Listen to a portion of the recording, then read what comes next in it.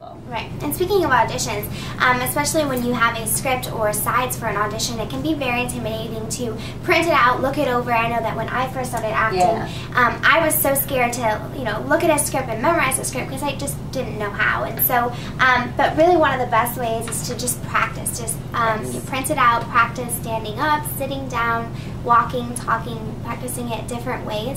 Do you have any other suggestions? Well, all of those are great ways of learning. And there's speed reading, so you just say your lines as fast as you can and don't put any punctuation in it, just read it through over and over and over and over again. Recording it and listening to it in your head, like if you're driving or something and you can't be looking at your paper obviously, go ahead and just record it, and that way you can listen to your playback.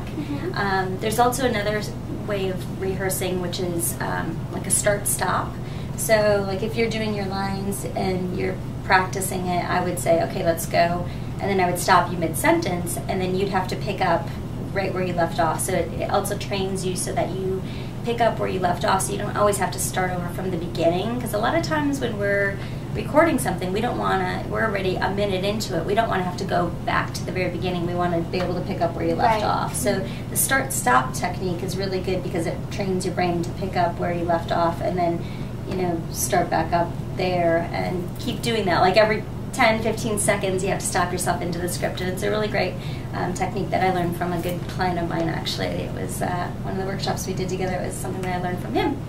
And standing, sitting, doing it different ways. One of the biggest things is that as talent, you are the creators of this, and I really like to see you bring your vision to the table of the script. I usually say, what do you think? What's your interpretation of the script? So I really want you to come in and think of different ways of doing it. So practicing your lines one way and only one way is a very bad way of doing it. You need to be able to change it up at the drop of a dime, because most of the time that's what happens. The client or the casting director, whoever, will say, okay, let's try it this way. If you practice it the same way over and over, it's going to be really hard for you to change it up. So yeah. And reading the stage directions is very important, especially as far as like an actor's standpoint.